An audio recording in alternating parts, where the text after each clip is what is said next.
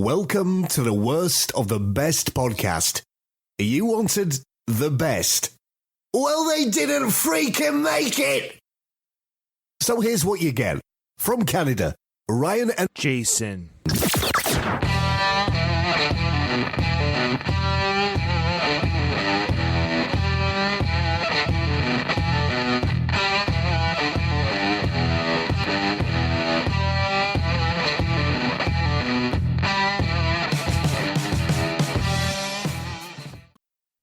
Hello and welcome to another episode of the Worst of the Best podcast. I'm your host, and of course, with me today is Jason.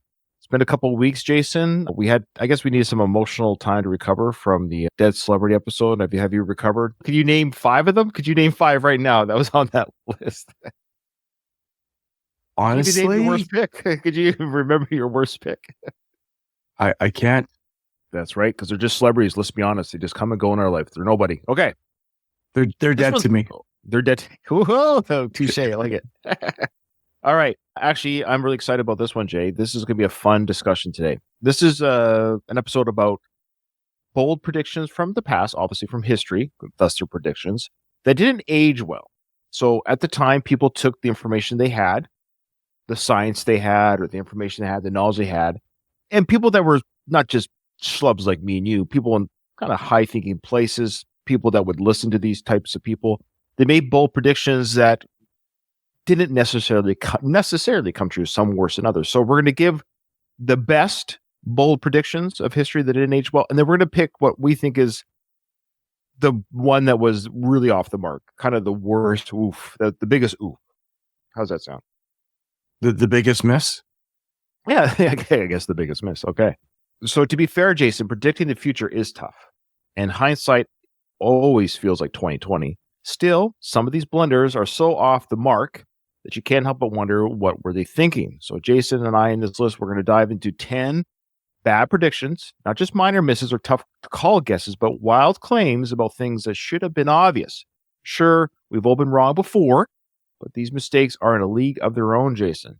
So let's take a fun look back at these so-called visionaries of their time. Okay. I'll start with the first one. As per normal, Thomas Edison. Jason, you've heard of Thomas Edison, of course. Celebrated inventor, undeniable genius. But he wasn't immune to making a few off-the-mark predictions. So in 1911, in the Miami metropolis he was interviewed, he shared his vision of a future dominated by steel. You're like, what do you mean? Well, according to Edison, homes in the 21st century would be entirely furnished with steel, lightweight and inexpensive, making even heavy furniture easy to move. He imagined babies being rocked in steel cradles, families dining on steel tables, and boudoirs adorned with steel furniture disguised as fine wood.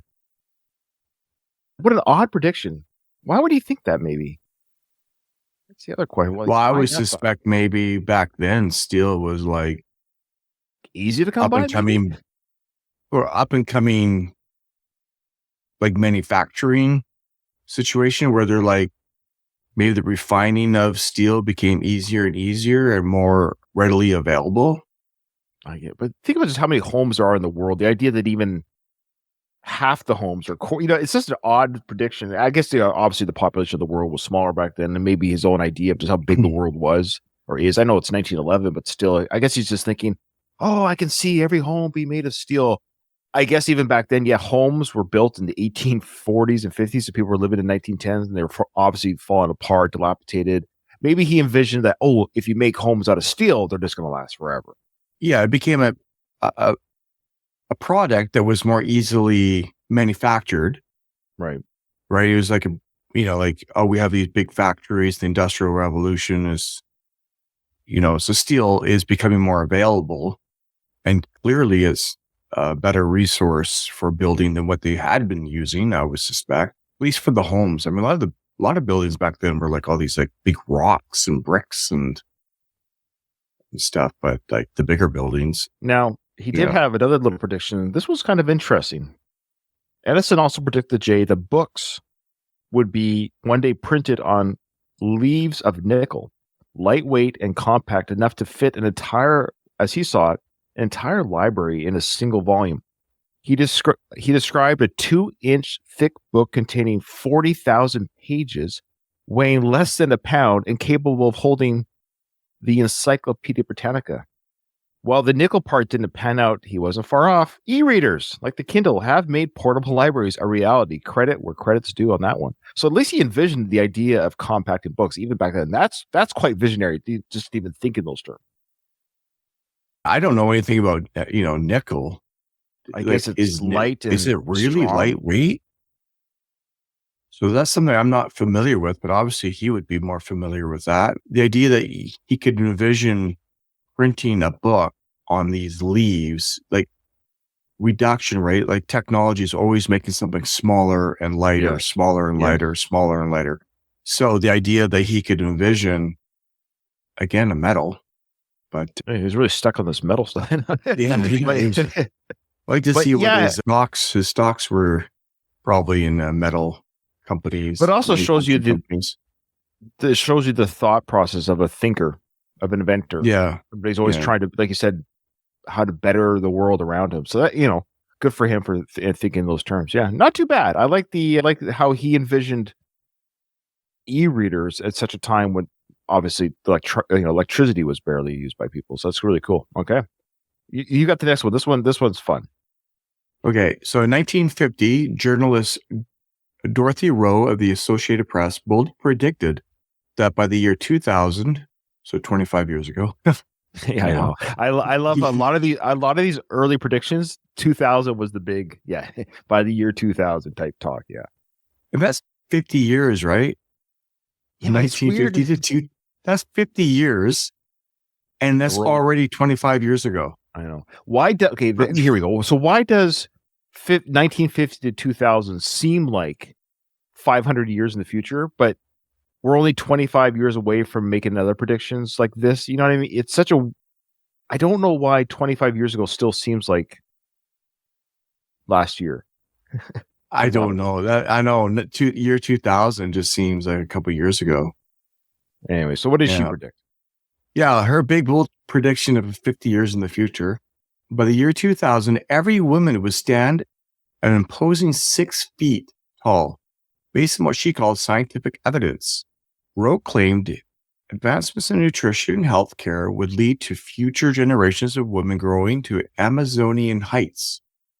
Her proportions will be perfect, though Amazonian, Rowe wrote. I'm not quite sure what that means.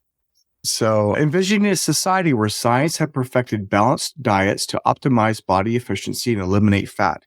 To her credit, women today are slightly taller on average than in the 1950s. So, thanks to improved prenatal nutrition, medicine, and healthcare, Rowe's vision remains fascinating and inaccurate example of futuristic speculation gone wrong. Yeah, so she wasn't too off the mark in the sense she recognized at the time of their research and science at the time that through medicine and stuff that we can live longer, grow taller. And that is a scientific fact. It's my understanding too, Jay, that humans, or men and women, were a little bit bigger, a little bit stronger, and that women have gotten taller, Yeah. So, I mean, I'm the average height or whatever that is. Well, one of my hobbies is just understanding health and nutrition. And it is clear that nutrient deficiency is a major issue as to why we're sick, why children don't grow as tall as they might, why teeth might be crowded in the mouth, and there's more need for orthodontics, et cetera, et cetera. So the idea is somewhat accurate. If you have an undernourished individual, they just can't grow to their full potential. But why she would feel that it's females or anybody in particular. She may have been a female doctor. That might have just been her study. I don't know Dorothy Rowe, but it sounds like she was really focused on women health, maybe? Yeah, for sure. So this next one is interesting, Jason. In 1906, famed composer and conductor John Philip Sousa made a dramatic prediction. He said recorded music would destroy everyone's musical abilities. Now, this is very interesting because what do we have right now with AI? Right now, AI is like recorded music of 1906. People have accused of AI of taking away human, like, natural humans' ability to draw art, want to create art. So what I find interesting is this in 1906 recorded music, the LPs were being made and people could listen to records at home. And he was afraid that because you could listen to music in your home and not create it in your own home and play the music, that people wouldn't now learn how to play instruments. So he felt recorded music would destroy everyone's musical abilities. Writing in The Menace of Mechanical Music, Sousa denounced the phonograph as a threat to musicianship. He accused that fewer people were buying instruments or learning to play because, quote, automatic music devices were replacing them. Sousa warned that recorded music would make the hard work of studying and mastering instruments obsolete, leading to the eventual disappearance of amateurs and the collapse of music education. Quote, it will be simply a question of time when the amateur disappears entirely, along with a host of vocal and instrumental teachers, he declared. While Sousa's doomsday prediction didn't fall out, musicians and music teachers are still very much around. In fact, you could almost argue there's just more. Because maybe he didn't even envision, obviously, the industrial age of just how many instruments are able to be made: drums, guitars, pianos. We have a plethora of music stores. Just like if people are playing music on YouTube, I think music is being played by more humans now than ever in the world. I would agree 100%. I mean, there has been an explosion, and of music, and partly it's because people can share it now in a way that they'd never been able to share it. So they're more inclined to delve into that hobby, the amateur aspect of music, maybe in hopes to make it big, but the sharing of that hobby. Now, it will be interesting, obviously, with AI, how that will play out. I think it'll be a slower, I think it's going to be a slower decline than what the doomsday people are suggesting AI will do for the arts. Right now, it's just kind of a fun thing. But I think maybe that fad of, I'm going to create something with AI, I'm going to make an art picture with AI.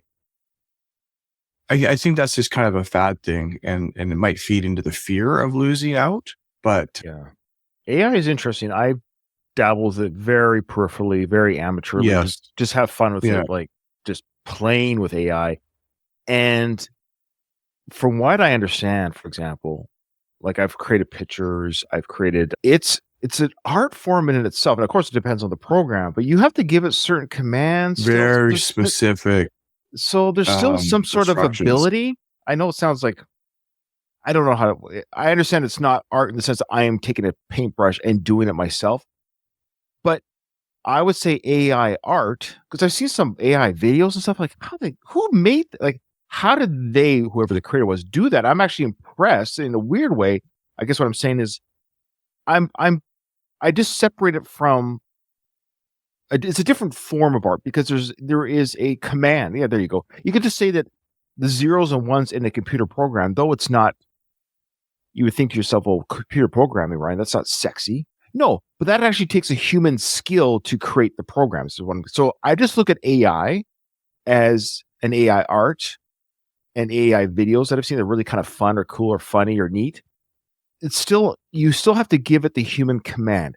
People think you just literally tell an AI video, AI video, make me the best Star Wars film ever. Go. It will be like, what?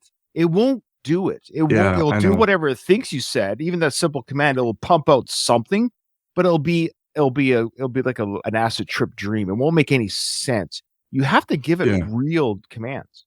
Well, you've probably seen that guy's movie that he made with the Google AI video AI creator, where it's like a 5-minute video movie, and it literally looks like a movie that's produced in a theater. Oh, really? I think there's a bank robbery in a car chase. Oh, but all the different camera angles, the heist. So, yeah, the heist. Let me just play it for our visual audience. The guy's name is Jason Zada. And all the different camera angles, it literally looks like it's filmed. But he had to give it very, very, very specific instructions. Yeah, you would have to, because if you don't, it will do what it wants. Fill in the gaps. It's going to fill in the gaps for you, and it won't make sense. So basically, he's creating a storyboard through text, right? Through a dialogue that he's giving the AI. So you know how a storyboard looks. Like we're all familiar Yes. with the old school storyboard, and it's like, hey, we want this camera angle and this scene, this cut scene. You know what I mean? And like a conversation is going to one actor, then it cuts to the other actor for their dialogue and back and forth. You know, a sword fight, you catch that sword fight from one angle and then changing it to a different angle. There's direction and command. So that's all the director. Right. is doing. So so you have to do that as a dialogue to the AI engine. Yeah. So that's a whole new skill set. And at first it might seem like that's way more tedious and long and might not, but really it's just your mind and time writing. There's not a film crew. There's not a set. You don't have to pay actors. At the end of the day, this would be a cheaper way of creating a film. That's what kind of excites me about AI video is what this guy is showing. I'm just going to edit this. So you're watching it?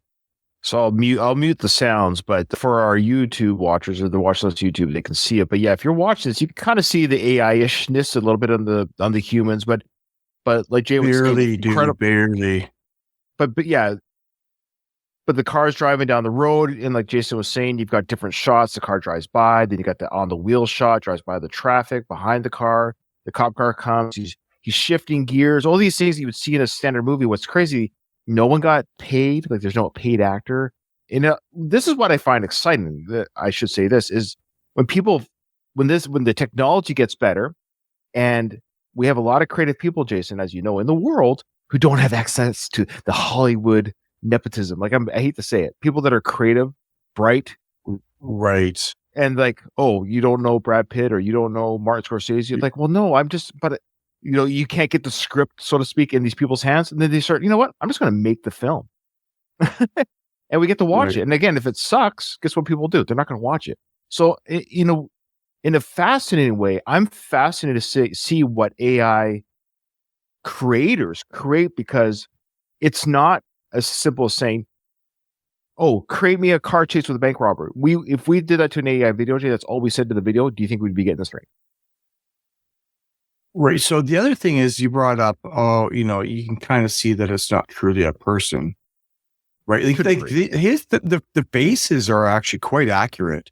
It's the hands, right? Like that face there, right there. That's pretty accurate. But we watch cartoons.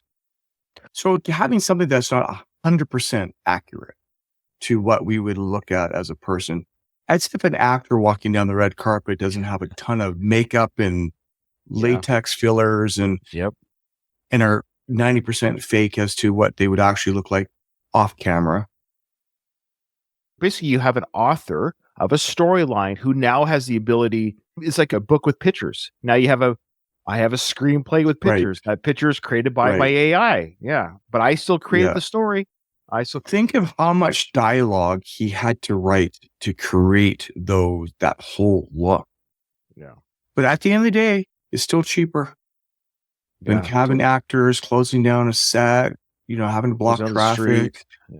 It'll be interesting. These next 20 years, Jay, we'll be around for. Like, we hopefully won't be dead, knock on wood, in 20 years. So these next 20 years will be even 10. Fine. These next 10 years will be very fascinating. See how fast technology goes in the next 10 years with AI. But going back to the music though, I think that's different than visual.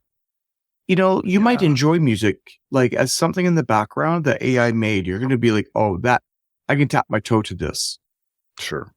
But there's not that human interaction that, you're not going to go to AI concert, are you? I think I'm hopeful that most people are like me and you, Jay, in that I think people generally, if YouTube videos show me anything with the amount of views that people watch, just to watch people cover songs they enjoy, I can't imagine you'll see somebody covering an AI song, if that makes sense. So I think people truly do legitimately enjoy composed music by humans. I can't imagine. No, maybe this is going to be a bold prediction. Here's my bold prediction. When they do a worst of the best episode of 40 years, I'll say Ryan said this. Fine. My bold prediction is that human created music played by humans with instruments made by humans. I would be surprised if that ever dies. I agree. Yeah. Now, AI art in movies, that's a battle that will put it this way. Between the two battles, AI movies will beat AI music first. See, the thing is, AI can't, as of right now, AI of itself can't make a movie. It still has to get instructions. Yeah. So to me, that's the same. It's the same idea as a paintbrush, or me taking. A hobby of mine is taking pictures. I still take the picture. I can edit it to kind of create my own vision of what I took a picture of. You change the contrast or the composition, you crop in a little bit, whatever. You erase the telephone pole that's in the way. It's still, it's a process of art. But music, I feel like it's a little bit different than that. I think why music is so good is because there's more of an intimate interaction with the sound. I'll die loving it that way. whether the world does or doesn't with me, I'm going to go to my grave enjoying humans creating music for humans the best, the most. Yeah, for sure. I've heard AI music and none of it speaks to me yet. All right. You mean Axl Rose singing ABBA?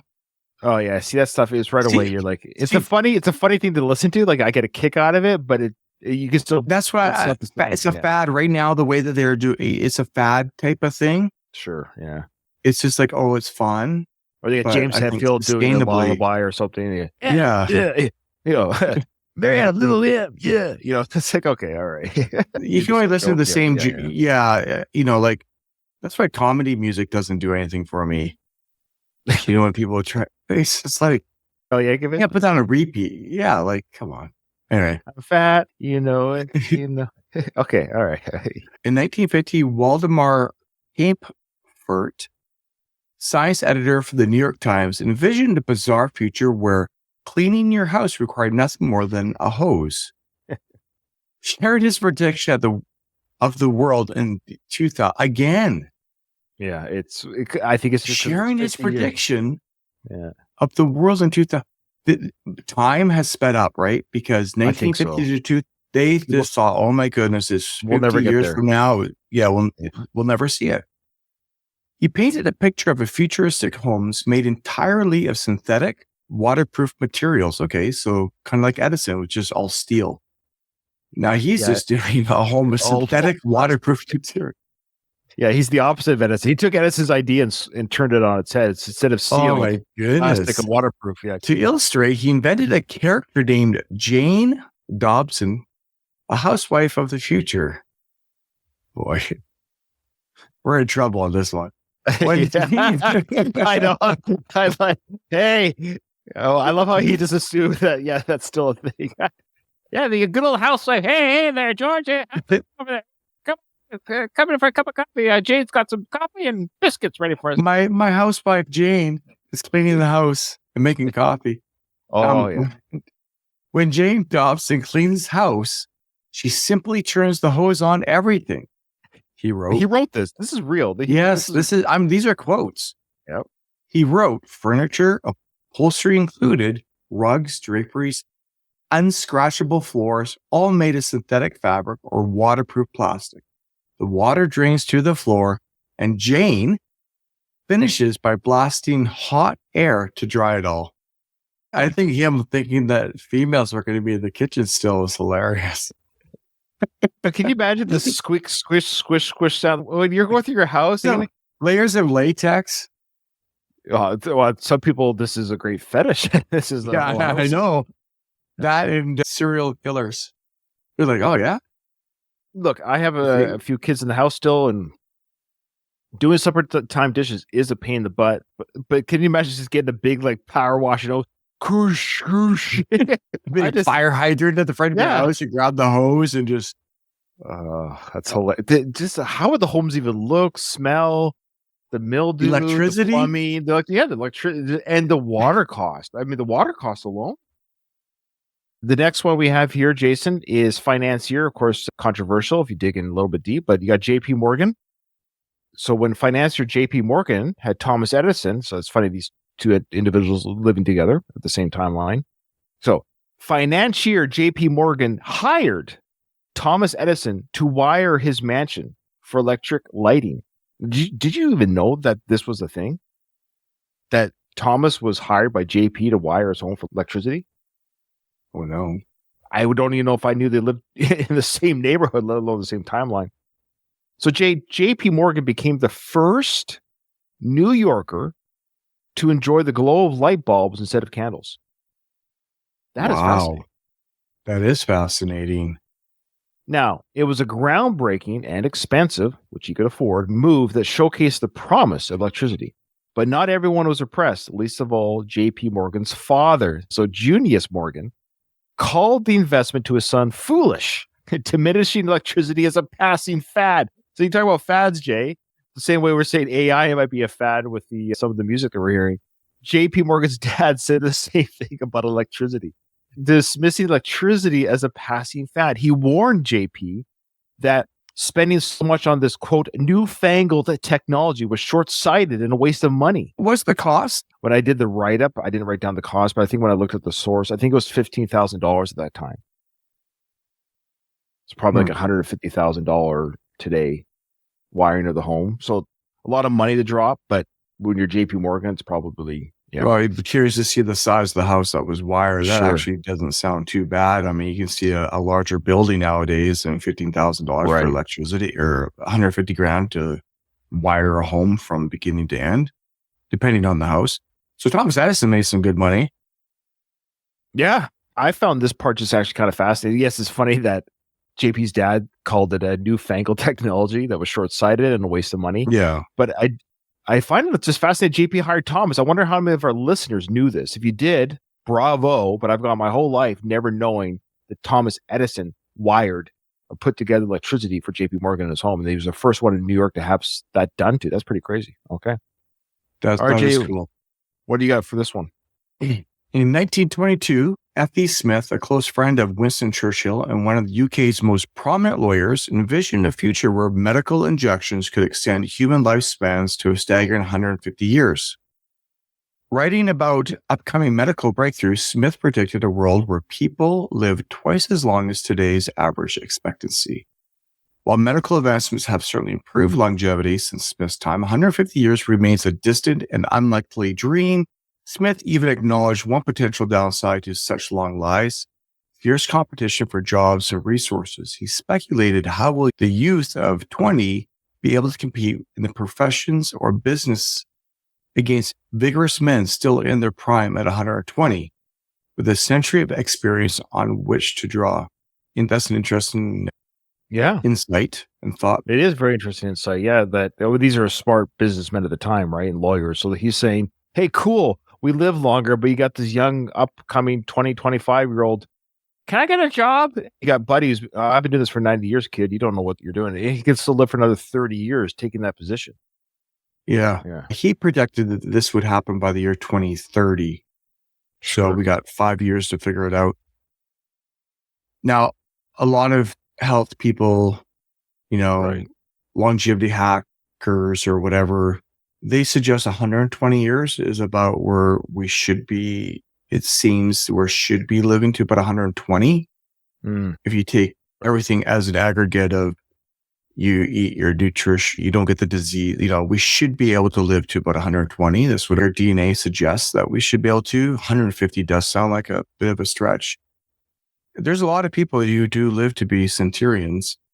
It is possible. I think it's possible. 120 maybe on the outer edge. If you take it, the environment and the pollutants and plastics and everything else that we... I know. Could you imagine all the nanoplastics or micro...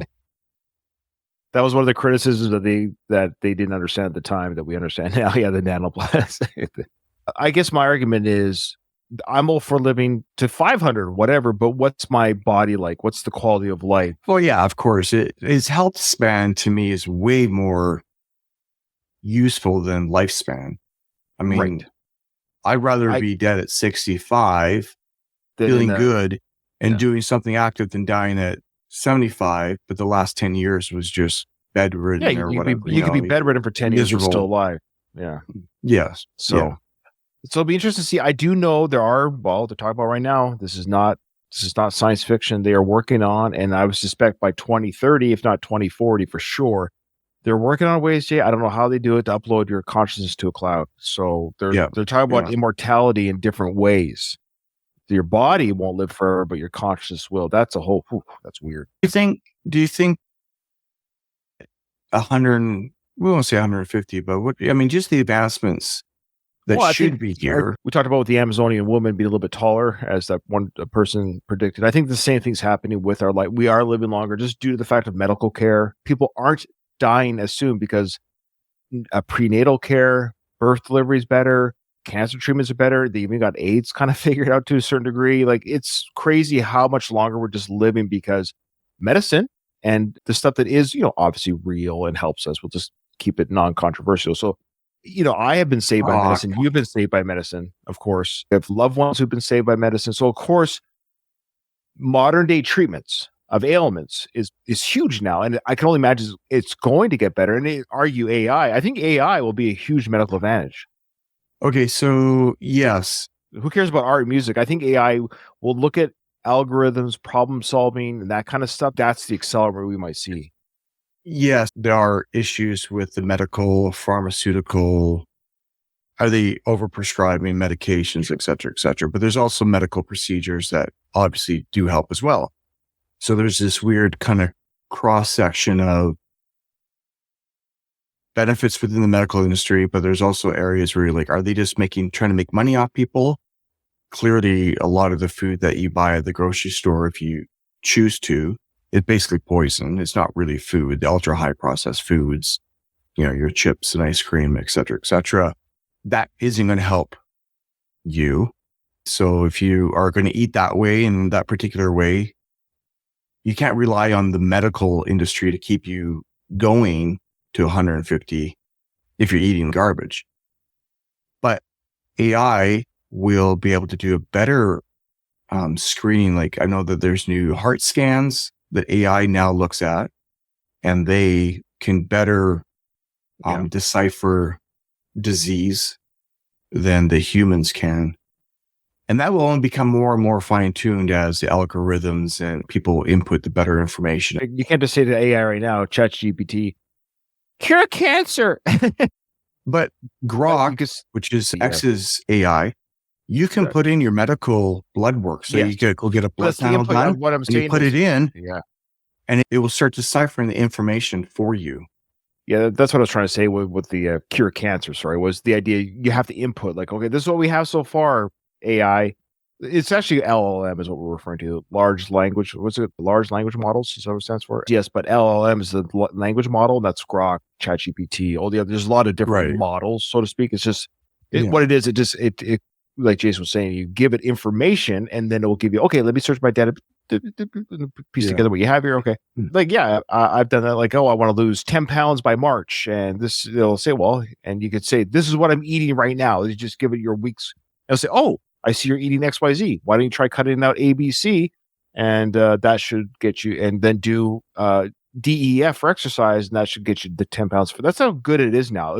You tell it everything, and it's almost getting rid of personal trainers and things like that because you don't. I was just going to say, it's getting rid of all those calorie counting apps. Yeah. Oh, yeah. You don't need them anymore. You don't need it anymore. You go, I want to eat 2,000 calories. But I'm just throwing out numbers. You could actually, could actually take a picture with ChatGPT. What I have the paid program.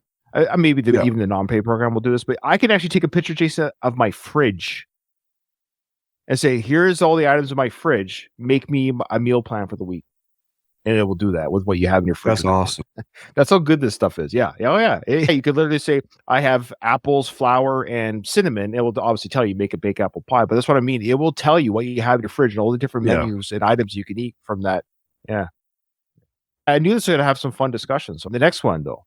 In 1876, go back a little bit further here. Of course, we've heard of Alexander Graham Bell. Jay, you ever heard of that guy? He worked tirelessly to perfect the telephone. Of course, William Orton, president of the Western Union, though he wasn't impressed, There's always got to be the naysayer. And this is where it's funny how humans haven't changed. Anytime somebody comes up with a new idea, a newfangled fad, there's always those, nope, that's it. This is the last one. No more inventions. Why are people like that? I think it's just change. I don't And at the end of the day, who cares? Yeah. Why do you have to be like, Yeah. you don't a new telephone? Okay. Don't use it then. An Android. You're right. Who cares? Then Mr. Orton, don't use the phone. Let him create it. You just don't have to Turn the channel. Turn the channel. Exactly. I don't like that TV show. Have to like it.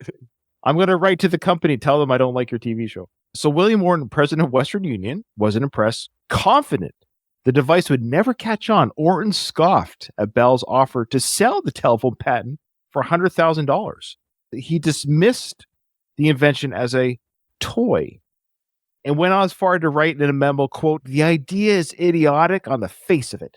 Why would anyone want to use this ungainly device when they can send a written message via telegraph?" Because then you don't have to write a telegraph. You could actually just vocally talk to people. And I love how now we're back to telegraphing with texting. I like how text.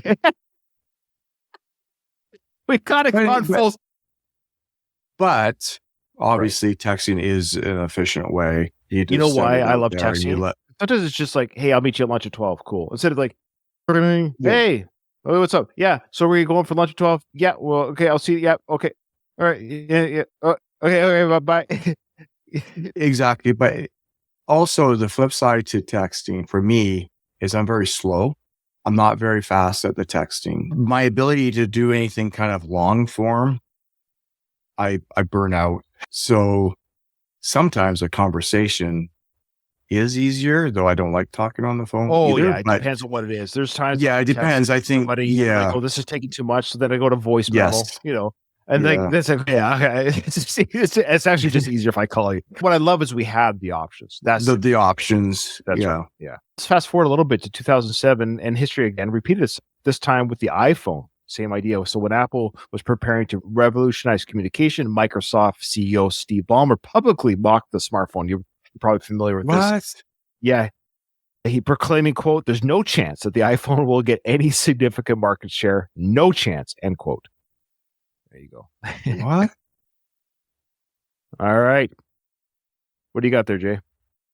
In 1946, legendary film producer Dale Zanuck, a powerhouse behind 20th Century Fox, made a bold and hilariously wrong prediction about television. Upset that slightly fewer people were flocking to theaters to see films like How Green Was My Valley and The Grapes of Wrath, Zanuck blamed TV for the dip in attendance. But instead of recognizing television as a rising competitor, he dismissed it outright. Television won't be able to hold onto any market it captures after the first 6 months. Zanuck confidently declared, people will soon tire of staring at a plywood box every night. He said this in 1946? Yeah. Well, TVs weren't in everyone's homes even then. Like that was still pretty. That sounds, yeah. I mean, it seems like TV shows. Anyway. Well, they did the same. I don't know the history of TV very well because that seems like TV's been around.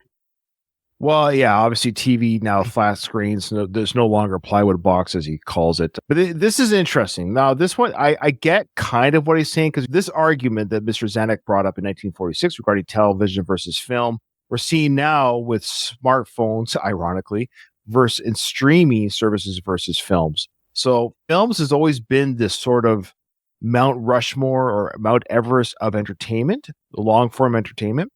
People shorten attention spans with reels and what have you. We have also been shown recently in recent film box office history that when the film is good and when the film is fun, so Oppenheimer, Barbie, Deadpool, Wolverine, just to name a few blockbusters in 2024, those are big dollar movies. So people still enjoy seeing movies on the big screen. When it's an event, what I kind of like is, some films like The Grapes of Wrath, I don't need to see a movie like that on the big screen. I can enjoy it on my streaming service at home. This is my middle ground regarding this is I saw Dune, for example, on the big screen because I knew this is a big screen experience. I loved it on the big screen, the big sound, and it was an event. I really wanted to show my support to this film as an event. But I watched a film just the other day, I was just as happy to see it on the small screen. It wasn't important for me to see it on the because the cost and time. Like, I still enjoyed it, but that's just the world we live in now, where streaming service is the new TV to film, I think. What do you think? Yeah, I agree. And also, though, some of these streaming services, Netflix, Amazon Prime, Apple TV, or Apple Plus, or whatever it is, the things that they are making to go onto their streaming services is far superior to a Hollywood movie. They got smart enough. Game of Thrones. I mean, that was every show was literally better than every movie that was ever in the theaters for like 6 years. I agree 100%. I remember saying that at the time when that show came out. Like, this is like, I was being spoiled. This is like a movie worthy quality. It felt big budget, but they were able to do it on this. Obviously, they're not spending $200 million an episode. So they're able to create this world where that's the one thing that HBO has done and these streaming services with these high quality, long form storytelling is it has made Hollywood, they've had to pick up their game a little bit. And I think we're starting to see that again. I don't know if they have, though. I just know that theater isn't dead. It's funny. Like, two of my boys went and saw a movie the other day, and I didn't even know this movie was out. Like, I didn't even know this movie existed. It was Mufasa. It was a live action, computer generated live action, whatever, CGI movie of the Lion King's dad when he was younger. It was a prequel to the Lion King. I didn't even know this movie existed. Yeah, no, either. And then I went on the Wikipedia. It's like, what? This movie exists? Because Becky was like, oh, they went and saw the Lion King. I'm like, no, that came out like 5 years ago. They did a live action. And she's like, no, it just came out. I'm like, what? So I looked on Wikipedia. But what I'm getting at is this movie alone has almost made $500 million in the box office. So people are still seeing, even movies they didn't even know were out. People are still taking their kids, or kids are still going. It's going to be a long time before the box office really does die. So even movies I've never heard of are making money at the box office. It's surprising that we don't see movie sets and stuff dotted all around everywhere, because the amount of movies, not just movies as in the theater movies, but Netflix and all these other streaming services, they have new shows coming out all the time. The amount of film crews around the world, actors and editors, it is a massive, massive industry. Yeah. It just shocks me the amount of entertainment that can be consumed. It's just shocking. You turn on like, oh, I wonder if there's a new show. And they're like, there's a new movie. There's a new series. There's a new, wow, there must be film crews all over the place. Because there's so much being filmed. Like, where are they? Filmed. Where are all these people? Yeah, that's actually a good point. Well, that's why the world's a simulation, Jay. There is no one being filmed. You're just experiencing a film that was never filmed in your simulation. I love AI. All right, we're an AI simulation. All right. Okay, this one's mine. Yeah. This one shouldn't be surprising, but this one's surprising to me. At the dawn of the 20th century, again, even those close to Henry Ford doubted the longevity of the automobile, one of the most famous misjudgments came in 1903 when the president, another president of a bank, Michigan Savings Bank, who confidently dismissed cars as a passing trend. Can you imagine, Jason, cars a passing trend at the time? But when Ford's lawyer, Horace Rackham, sought the banker's advice in investing more into Ford's burgeoning venture, the banker scoffed. Using the waning popularity of bicycles as an example, he warned, the novelty is wearing off. They're losing interest. That's just the way it will be with automobiles. People will get the fever, and later they'll throw them away. The horse is here to stay, he said, but the automobile is only a novelty, a fad. End quote. Now we have more cars than people. Yeah, I love how small these people's worlds were. I almost envy how small their worlds were, that a gentleman truly believed that this newfangled device that this guy was driving around, this horse carriage with wheels without a horse, would be a passing fad one day. It's hard to think that was a legitimate thought. Yeah. He thought horses would be here to stay. How would you manage horses for the world's population in America and Canada alone? Like horses to get around? Can you imagine? Yeah, like you would have just delivery. Everybody Amazon Prime on the horse. For DoorDash. I mean, I know the mail postal service was horses. That was the post, but you get what I'm saying. It's just crazy. A lot of what we're learning is be careful what you say about what's possible in the future. Yeah. Because it seems so short-sighted, the lack of vision that certain people had. And I'm not sure why they'd be so bold and to this guy, quote me on this. We have a quote from this banker. And he was so sure of himself. You got the last one. This one's interesting. Right. So in 1904, just a year after the Michigan banker dismissed cars as a fad, another hilariously wrong prediction about automobiles emerged, this time from a Paris debate between a physician and a neuroscientist. Their concern? Cars might eventually move too fast for the human brain to handle. As reported by the New York Times, these experts argued that the brain might not be able to safely process the speed of a moving vehicle. It remains to be proved how fast the brain is capable of traveling. If it cannot acquire an 8-mile-per-hour speed, then an auto running at the rate of 80 miles per hour is running without the guidance of the brain. I get their concern. We scoff and laugh, but they haven't traveled that fast. They never experienced speeds that quickly. And now we're kind of talking about how would our brain handle, light speed. So it's normal to wonder what G-force will do to a brain. They had to do studies on G-force. We kind of laugh, but it is kind of funny to think. But they have learned when you do the NASCAR driving speeds, obviously, Jason, these NASCAR drivers, people's brains and reflexes do operate at a different speeds. Yes, obviously, 100%. Yeah. So there is a connection between speed and reaction time and computation. Obviously, speed, that's what they probably were thinking is when you're traveling a certain speed, what is the computation time of the brain going to handle information coming at you faster? Cars, moving, trees. Yeah, your ability to have the reflex to respond to something at such a high rate of speed. So it's a fair argument, but we were finding that, yes, for the most part, our brains, though, we do comprehend our environment pretty okay at fast speeds, but the connection to reflexes, I guess, is entirely that's where I'm wondering is our ability to respond physically. Our brains are responding probably much quicker, but their physical ability to respond to the stimulus of a speeding object is much slower. I wonder who the first tailgater was in Ford's time. Probably a horse and carriage, probably. All right. Okay, so there you go. There's the top 10 predictions of Thomas Edison regarding steel homes, the death of music because of instruments, Amazonian woman, the hose down the house with the plastic house, electricity was a passing fad, according to JP Morgan's dad, the 150-year lifespan, the telephone in general, then again, the iPhone on top of that, TVs, automobiles, and the human brain's capability to process speed. There's some big zingers here, but I think for me, the biggest oof. There's only one for me. Oh, I wonder if it's going to be the same as me. Maybe it's going to be the same as electricity being a passing fad. Because electricity is, I look at it as electricity is everything, everywhere. You don't have any of this manufacturing to create everything else without electricity. That to me is the passing fad. The idea he scoffed at it as a passing fad, or what do you call it? He called it a newfangled technology and a waste of money.